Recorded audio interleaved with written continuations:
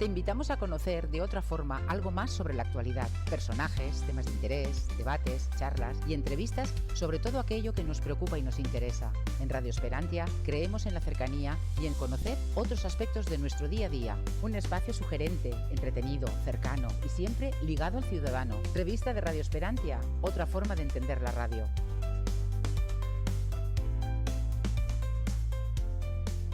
Hola, ¿qué tal? Muy buenas, bienvenidos a una nueva entrega de la revista de Radio Esperantia. Como decimos siempre, este es un espacio dedicado eminentemente a la cultura, donde damos cabida a creadores en un entorno literario, musical, cinematográfico, filosófico, etcétera, etcétera. En radioesperantia.com ya sabes que apostamos eminentemente por el mundo de la cultura. Y después de algunas incursiones en el mundo de la música, en el mundo de la cinematografía, pues volvemos de nuevo a la literatura, que nos encanta. Y en este caso pues vamos a entrevistar a un amigo, Alfons Cervera, que acaba de publicar una novela que está teniendo pues una crítica muy interesante y está funcionando pues muy bien. Ahora hablaremos con el autor. Es una novela muy interesante. Voy a dejar que hable el de ella, pero es como la vuelta a unos orígenes, y el boxeador sería, pues, como seguramente recordarás, el título de aquella canción de los años 80, que seguramente pues nos vendrá a la mente a todos. Pero sin perder un instante, vamos a presentar al verdadero protagonista de este espacio, que no es otro que el escritor Alfons Cervera. Alfons, un verdadero placer, te agradecemos enormemente que hayas aceptado nuestra invitación y, por supuesto, te damos la bienvenida. ¿Qué tal? ¿Cómo estás? Hola, Frank, ¿qué tal? Encantado de estar con vosotros.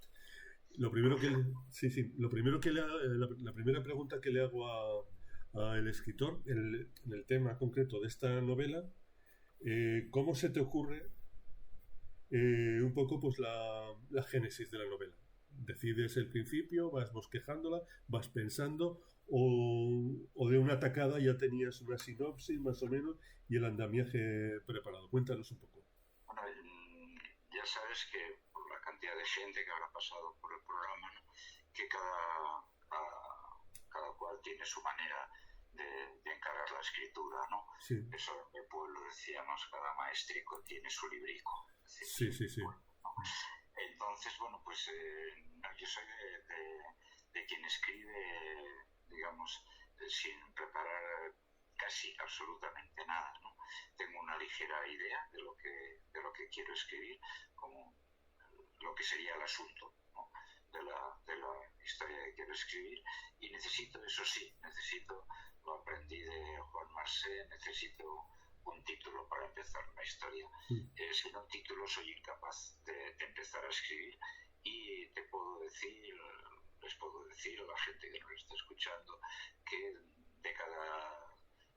por poner un ejemplo, de cada 100 títulos, que ya casi los estoy alcanzando, en 99 son fijos, o sea, difícilmente los muevo, ¿no?, mis títulos. Entonces, bueno, con una ligera idea y ese título empiezo a escribir, ¿no?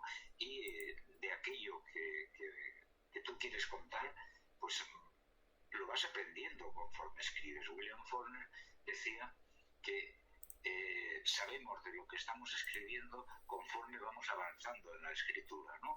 Y se lo decía William Faulkner, pues imagínate, ¿no? Sí. Entonces, bueno, pues yo soy de ese tipo de gente que escribe, ¿no? Un título y una ligera idea del asunto, concretamente del boxeador. ¿Cuál es la idea que tenía? ¿La de un boxeador? No, tenía la idea de alguien que ha salido del pueblo. En el caso del boxeador puede ser mi pueblo, y no regresa del exilio. Sale al exilio en 1939, cuando acaba la guerra, y no regresa hasta 80 años después. Sí. Ese es el motivo que yo tenía. O sea, un exiliado no ha querido nunca regresar a su sitio de origen y regresa 80 años después por un motivo especial. Sí. Este es el asunto. Y luego ya van pasando cosas, se me van ocurriendo cosas que voy escribiendo, y al final pues unas sirven, otras no sirven, vas reordenando, y al final pones fin. ¿Tenías claro el principio cuando ideaste escribir El boxeador? ¿El punto, cómo terminaba? Perfectamente tenía claro el principio, el final no. El principio sí, lo tenía claro, era una frase que la tenía claro, la apunté enseguida. siempre pensé que eran imposibles los regresos. Entonces, que es un poco la teoría del exilio, ¿no? Si se regresa o no se regresa del exilio, si es posible o no es posible regresar del exilio, ¿no? Y entonces, bueno, pues sí, tenía claro el principio, nunca tengo claro los finales, ya digo que voy escribiendo y sobre la marcha van apareciendo otras historias, otros personajes y mis finales suelen ser abiertos, no suelen ser finales cerrados. Exactamente. Y a lo largo de la escritura de este libro, ¿has tenido algún momento que hayas dicho, estoy totalmente bloqueado? Porque claro, si escribes más o menos con un andamiaje, como hemos dicho antes, pues lógicamente sabes un poco cuál es el siguiente paso, pero en tu caso, supongo que habrá habido momentos que habrás dicho, pues ahora mismo estoy bloqueado y esperas otro momento de lucidez o de inspiración, pero tal. O cuéntanos, Alfonso. Ahí tú eres periodista y entonces perfectamente sabes de lo que voy a hablar, y es que ahí le aplico y empecé a escribir libros al mismo tiempo que escribir en los periódicos, ¿no? Sí. Concretamente el Diario Levante de la ciudad de Valencia. Sí. Entonces, ¿por qué te digo lo del periodismo? Porque tú sabes que evidentemente el periodismo es un oficio, como es el oficio también de escribir libros y de leerlos. Entonces, bueno, pues yo tengo una columna semanal de todos los domingos en el Diario Levante desde hace muchísimos años. Sí. Entonces, si escribes todos los domingos, no te puedes permitir el lujo de decir, y el viernes tengo que entregar el artículo, la columna, y no se me ocurre nada. Pues mira, si no se te ocurre nada, echa manos de oficio, y ya está. Y la columna el viernes a las 11 estará en la redacción del diario, ¿no? Pues esto me sirve mucho aplicado a la literatura. No me puedo permitir el lujo de tener bajones, ni decaimiento, ni depresiones, ni bajones, ni como te has dicho, ¿no? Esos colapsos que, ¿ahora qué? No, pues ahora qué, echas mano de oficio y punto. Que luego eso que en un momento de bajón has escrito, al final ves que no sirve para nada, bueno, pues bien, pues ya juega el papel importante la papelera, ¿no? Sí. Pero no nos podemos permitir los bajones los periodistas, tú lo sabes muy bien, y no nos podemos permitir los bajones la gente que escribimos, ¿no? Como te das cuenta, intento evitar al máximo la palabra escritor o escritora.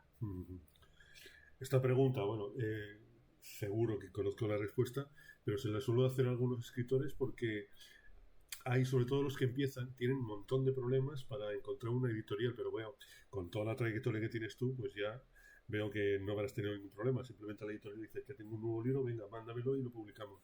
¿Pero tuviste algún problema a la hora de empezar a escribir el primer libro, Alfonso? En ese sentido, soy alguien que ha tenido mucha suerte. Sí. ¿Sabes el mercado editorial cómo funciona? Sí. Mi gran amigo Rafael Chirves escribía sobre su actitud también con respecto a las editoriales. Él siempre publicó en la editorial Anagrama, y él al cambiar constantemente de editorial, ¿no? Que es un poco el mejor postor, él le llamaba promiscuidad editorial, y él intentó evitarla, ¿no? Sí. Y yo no he tenido ninguna necesidad, nunca me lo he planteado. En el año 1984 publiqué De vampiros y otros asuntos amorosos, mi primera novela. Sí. 1984, nada menos, cumple 40 años en estas fechas, y la acogió la editorial Montesinos de Barcelona, y llevamos 40 años juntos y hemos creado una numerosísima familia, ¿no? Hay más que ver el catálogo en ahora Piel de Zampa. Montesinos es la misma editorial, ¿no? Sí. El nombre de la editorial es Ediciones de Intervención Cultural. Ahí está Montesinos, ahí está Piel de Zampa, y son 40 años y con una cantidad de familia ya muy más que numerosa, ¿no? No me lo he planteado nunca. Alguna vez he tenido posibilidad, tampoco digo que muchísimas, porque mi literatura yo reconozco que no es fácil, ¿no? Pero nunca he tenido la necesidad.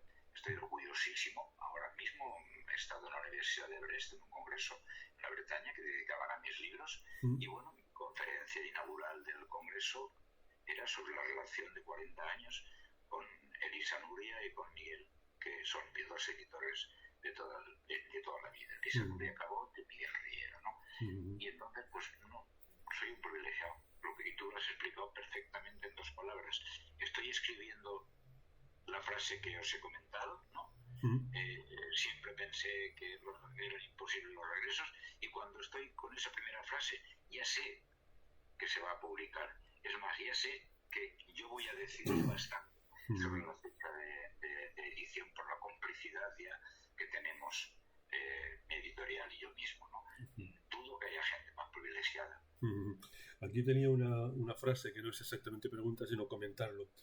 Yo tuve relación contigo, y tú no lo sabes, fíjate qué cosas, ¿eh?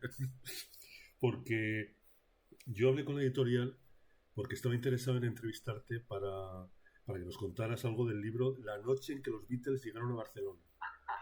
Pero no sé qué pasó, porque me dijo la editorial, mira, muy bien, pero después me dijeron, no, es que mira, está muy liado, mejor ahora no, tal y cual. O sea que son estas cosas que las vas aparcando, más bien lo aparcaron ellos, y yo digo, pues bueno, no será el momento. Y como dice mi madre, y además muy acertadamente, todo pasa por algo, y en el momento que tiene que pasar, pues mira, nos hemos vuelto a encontrar.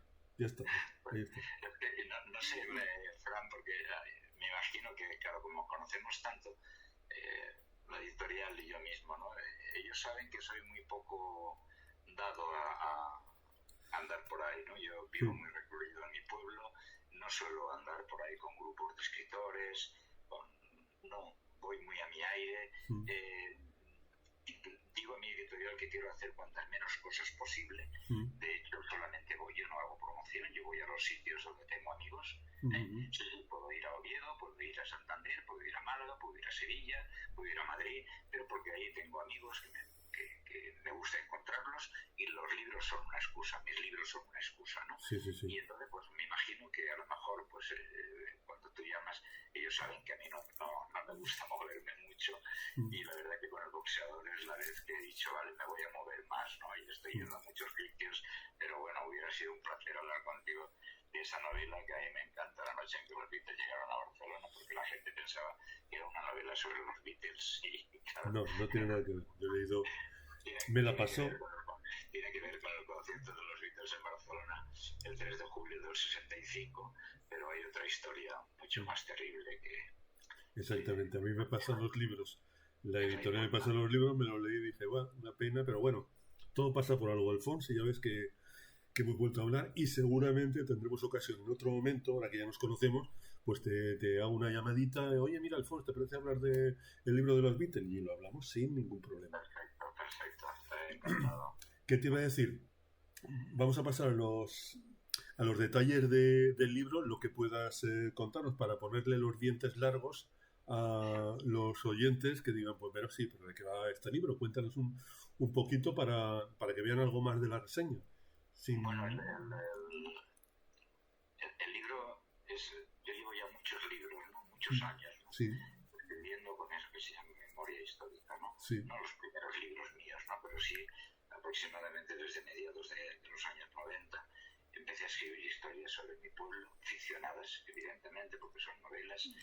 Hay un sitio de ficción que es Los Yesares, que está en todas mis novelas, que es un trasunto de puede ser mi pueblo, pero puede ser cualquier pueblo de montaña de los años 50, del pasado siglo, y de cualquier lugar del mundo, ya ni siquiera solo de España, ¿no? De hecho, mis novelas han funcionado muy bien en Estados Unidos, han funcionado en Alemania, han funcionado en Italia, han funcionado sobre todo en Francia, porque siempre hay pueblecitos como los míos, y sobre todo personajes como los que salen en mis novelas, ¿no? Entonces, bueno, en este espacio temporal, ¿no?, que va desde la Segunda República hasta ahora mismo, suelo situar mis historias, ¿no? Por eso decíamos al principio que yo te comentaba que el asunto principal de la novela es el regreso del exilio, ¿no? Cuando acaba la guerra, en 1939 mucha gente tiene que salir al exilio, la gente que pierde la guerra, ¿no?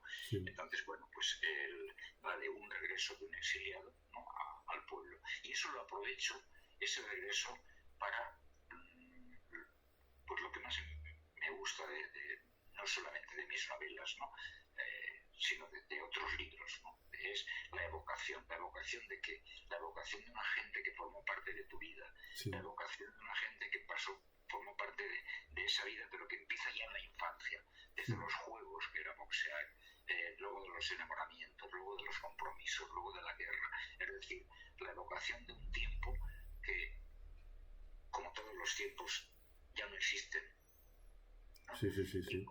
Ir reconstruyéndolos. Por lo tanto, sería esa la historia. Regresar y poder todavía, y ahora verás por qué digo todavía, reconstruir ese tiempo que ya considerabas perdido.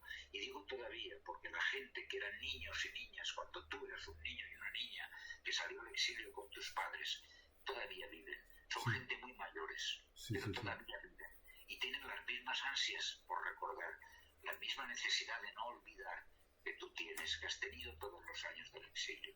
Y por lo tanto, juntos nos sirven, a mí como quien escribe, y a la gente que me lee, y a ti y a mí que estamos hablando ahora mismo en este programa, nos sirve para evocar un tiempo que en teoría no existe y que si estaba perdido se puede recuperar precisamente con la complicidad de todos los protagonistas. Exactamente. Es lo más importante del libro, ¿no? La reconstrucción de un tiempo, que es la reconstrucción de unas vidas, ¿no? La reconstrucción de una memoria que parecía liquidada, ¿no? A mí no me gusta leer los libros antes de entrevistar al escritor, porque si no, conozco un montón de datos y para no pues desentrañar un poco las tramas, la historia, pues no me gusta. Pero en el caso de este libro con Alfons, pues ha habido una serie de contratiempos entre que nos conocimos y la entrevista por las conexiones, todo esto y tal. Pero que bueno, que la editorial me mandó el libro, me llegó, me lo leí y bueno, entre pitos y flautas, pues fíjate, ha pasado mes y medio hasta ya hemos podido hablar. Pero bueno, el libro, yo personalmente digo que me ha encantado, me ha gustado mucho, me lo he leído prácticamente de una sentada, se lee muy fácil y además en la reseña que verán todos los lectores y también oyentes de nuestro programa, pues verán que ahí hay algo muy sugerente que merece la pena pues hincarle el diente. Este libro, Fran, por lo que dices, te lo agradezco mucho, ¿no? Porque este libro también es una especie de cierre del ciclo de novelas mías sobre la memoria. Mis personajes ya salen en otras novelas, los personajes del boxeador, ¿no? Las situaciones también, muchas aparecen en otras novelas, no todas, ¿no? Como tampoco todos los personajes, pero sí que es una especie de antología de historias y de personajes. Yo tenía una preocupación, ¿no? Y es si la gente que no me había leído antes, que es muchísima gente, y leyera esta novela, se aclararía, ¿no? Y la verdad es que estoy contentísimo y tú mismo me lo acabas de confirmar, ¿no? Estamos teniendo una respuesta, y digo estamos porque yo nunca me desligo de la editorial, ¿no? Siempre hablo en plural, hablo de nuestros libros, nunca hablo de mis libros, y estamos teniendo una respuesta tremenda por parte del sector que a mí más me interesa, que es la gente que nos lee, ¿no? Y al revés. Y estoy leyendo muchísimas reseñas también que dicen eso, que es incluso el libro ideal para empezar a leer a Alfons Cervera, ¿no? Para mí ha sido una sorpresa muy grata, porque era una preocupación que tenía, ¿no? Es como una puerta abierta a mis anteriores novelas. Pues sí, da pie a seguir profundizando en el resto de tu obra. ¿Qué te iba a decir, Alfons? Vamos a pasar con una serie de... exactamente no es un cuestionario, sino que empezamos hace ya unos cuantos meses o incluso años a preguntarle a los escritores y son pues preguntas y respuestas rápidas. Lo primero, ¿has tenido alguna experiencia, supongo que negativa, con el mundo del plagio, de los derechos de autor? ¿Te plagian mucho? ¿Te piratean? ¿Cuál es tu experiencia en este sentido? Bueno, mi experiencia literaria fue siempre perfecta, nunca he tenido problemas. El hecho de estar siempre en la misma editorial, sabes que es una ventaja también, ¿no? Sí, no creo que tener aventuras extra, digamos, matrimonio editorial, y por lo tanto nunca he tenido ese problema, ¿no? Tampoco de plagios, no, es algo que me he librado totalmente, ¿no? Totalmente, nunca he tenido ningún problema, Eres un afortunado, además has tenido suerte en este...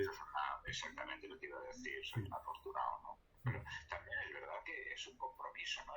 Si uno elige el ir de editorial en editorial, de conocer gente nueva del mundo editorial, pues bueno, te puedes encontrar de todo, ¿no? Sí. Yo ya te lo he dicho, ¿no? En el año 84 yo empecé con Montesinos y sigo con Montesinos. Digo Montesinos porque es el nombre con el que más se conoce, ¿no? Y tiene una larguísima trayectoria como editores, ¿no? Son editores del Viejo Topo, de la revista Quimera, de aquella mítica revista Vibraciones del Sí. Es decir, que tiene una larguísima trayectoria ya, ¿no? Y estoy orgullosísimo, ¿no? de tener esa relación. Y eso también me ha evitado esos problemas que tú comentas, ¿no? Exactamente. ¿Eliges algún entorno especial a la hora de ponerte a escribir o te da igual el lugar? Porque aquí hay, pues, para todos los gustos. Habría como dos etapas, ¿no? En estas neuronas que tenemos, como dos etapas. Y en la primera etapa, te lo comentaba al principio, ¿no? Necesito un título y empiezo a escribir y un ligero flash, ¿no? de lo que quiero escribir, ¿no? Y en esa etapa, que suele ser un año y medio o así, ¿no? Yo escribo donde sea, pero donde sea quiere decir donde sea, esperando el tren, en una gasolinera mientras le pongo gasolina al coche, me da igual, es que me da lo mismo. Yo trabajo siempre en el estudio de mi casa en Gestaula, mi pequeño pueblo de la montaña, es un pequeño pueblo de 400 habitantes, pero viviendo efectivamente ahí unos 200, y tengo ahí una casa inmensa, la casa familiar de finales del siglo XIX, y tengo ahí muchísimo sitio en la casa, un pequeño estudio, hay un estudio grande, pero yo trabajo en un pequeño estudio con vistas al monte, al río, y es un privilegio también. Pero en esa primera etapa me da igual. Puede ser año y medio escribiendo, tengo que compaginar artículos, preparar conferencias, estar con los amigos, evidentemente, con la familia.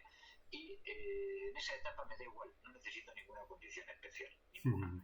Y eso quiere decir que a lo mejor, pues, llega año y medio, ¿no? Entre año y medio, que voy escribiendo donde sea y lo que sea, sin centrarme mucho en lo que voy escribiendo. Mi primera escritura es un caos absoluto. Eso se ha escrito mucho sobre esa manera de hacer, ¿no? Y concretamente sobre mi manera de hacer. Y luego luego cuando ya prácticamente pienso que la novela está casi terminada, sí que necesito el sitio concreto y te diría más, el aislamiento total. Yo necesito centrarme por una razón, porque llevo año y medio escribiendo, no tengo muy claro qué es lo que he escrito, porque ha sido, como decíamos desde el principio, vas escribiendo a salto de mata, ¿no? Sin preocuparte demasiado de lo que escribes, y llega un momento en que dices, no, esto va en serio, tengo que ver ya si lo que he escrito me sirve o no me sirve, y ahí me encierro. Y me encierro habitualmente fuera del contexto en el que me muevo siempre. Me encierro un mes, 3 semanas, el tiempo que yo creo que necesito para ordenar el caos, ¿no? Me voy lejos, me meto en un sitio, como digo, pues lejos del pueblo, lejos de casi todo y de casi todos, ¿no? Y bueno, ahí me dedico a trabajar con las 24 horas del día. Y cuando te digo las 24, quiere decir las 24, porque duermes mal, como le pasaba a Flaubert, ¿no? Flaubert se levantaba de madrugada porque se le había ocurrido que una frase del día anterior la había escrito mal, ¿no? Porque parecía a él que la había escrito mal, entonces duermes mal, ¿no? Y entonces pues son las 24 horas del día dedicadas a ordenar, ¿no? Esa especie de caos, ¿no? Y esas serían las dos etapas, ¿no? La primera etapa en que me da igual donde escribo, y la segunda etapa en que necesito, ya te digo, no solamente tener un sitio fijo, sino cuanto más aislado del mundo mejor. ¿Música o sin música? Nada. Silencio absoluto, ¿no? Sí, totalmente. Y ya la pregunta esta, si eliges día y noche, ya me la has contestado, 24 horas, o sea que ya da exactamente igual. Pero Fran, porque no puedes hacer otra cosa, quiero decir, vamos a ver. Estás centrado, sí. Claro, yo te comentaba antes, te he dicho, bueno, si te das cuenta, no he nombrado la palabra escritor, porque a mí siempre me gusta, y lo cuento siempre, un ejemplo, uno de mis escritores maestros es Juan Carlos Sonetti, ¿no? Y él tiene una entrevista fantástica con Ramón Chao para la televisión francesa. La tengo, esa entrevista de 3 DVDs que me mandó el propio Ramón Chao desde París, ¿no? Y ahí hay una actitud, ¿no? La de Juan Carlos Sonetti, que le dice a Ramón Chao, le dice, mire, hay dos tipos de escritores, ¿no? Porque Ramón Chao no paraba, escritor. Y él decía, hay dos tipos de escritores. Juan Carlos Sonetti, sabes que era muy socarrón. Entonces dice, hay dos tipos de escritores. Uno es la gente que quiere ser escritores, ¿no? Y otro es la gente que escribe. y yo soy de los segundos, decía él, ¿no? Sí. Y yo soy de la gente que escribe. A mí el término escritor, de alguna manera, se nos tiene que nombrar, ¿no? Sí. Pero prefiero la gente que escribe, ¿no? Y entonces, la gente que escribimos siempre. Y concretamente en esta etapa que te decía, es las 24 horas. Es que te acuestas y ya estás pensando, a ver, ¿y mañana qué me queda revisar? ¿Esto que he corregido esta tarde me servirá, no me servirá? Y entonces es una intranquilidad absoluta, ¿no? Por eso es precisamente la etapa más breve, ¿no? Sí. Y más intensa. Yo no podría soportar estar escribiendo siempre en esa tensión. Claro. ¿Por qué? Porque escribir es un placer, escribir es un gozo, es un disfrute absoluto. Y sé que habrás tenido un montón de entrevistas en que a lo mejor el entrevistado o la entrevistada te han dicho, uy, cómo se sufre el folio en blanco, la pantalla en blanco, el bloqueo, como tú decías antes. Para nada. Decía una gran amiga que yo admiraba, Carmen Martín Gaite, decía, si no disfrutas escribiendo, no vas a hacer que la gente disfrute leyendo. No, aunque escribas la atrocidad más grande, el disfrute es inmenso. Y por lo tanto, eso, no sufres, pero estás pensando lo que vas a escribir mañana, tal, pues prefiero estar despierto, ¿no? Estás estresado, estás a ver si consigues terminar y perfilar exactamente como quieres pues una obra que has estado escribiendo y durante mucho tiempo. ¿Qué te iba a decir? Hay un debate que se ha ido generando a través de las entrevistas y es si escribe con la misma intensidad, si se nota a la hora de leerlo, si escribe con la misma intensidad un escritor que depende de la literatura para vivir / completar sus ingresos. Esto lo subrayo porque es muy difícil vivir en España de la literatura, por eso lo subrayo. O esa persona que tiene ya un trabajo, tiene ya un sueldo y escribe pues un poco para no sé, para disfrute o porque le apetece o como hobby. ¿Tú crees que se nota en la intensidad, Alfonso? Yo creo que hay una tercera. Yo no soy muy amigo de las terceras vías en casi nada, ¿no? Pero en este caso yo diría a las dos posibilidades que has dicho, una tercera posibilidad, ¿no? Y es que yo siempre he sido partidario de que en este país, digo en este país, no lo sé, en este país, y tú has dado ya algún dato, y lo habrás visto también en las entrevistas anteriores, en este país es muy difícil vivir de la literatura, ¿no? Muy difícil. Incluso, si te das cuenta, la gente que podría vivir de la literatura y que seguramente vive de la literatura, también tiene que trabajar escribir columnas, ¿no? Tener algún programa de radio, alguna intervención en la radio o en la televisión, ¿no? Entonces, es muy difícil en este país. Yo empecé a escribir trabajando ya, yo no fui a la universidad, yo estudié magisterio de enseñanza libre, en el pueblo donde vivía entonces, me examinaba en Valencia en la escuela normal. Yo quería acabar pronto los estudios, el más corto era magisterio, que entonces eran 3 años, lo hice 7 en la universidad. Yo trabajé toda la vida de hornero. Yo a los 9 años empecé a trabajar en el horno de mis padres hasta los 30 años. Es el oficio más largo al que me he dedicado, ¿no? Y entonces, bueno, pues mi trabajo, como digo, no era escribir, ¿no? Empecé a escribir, evidentemente, porque me gustaba escribir y sobre todo porque me gustaba leer, ¿no?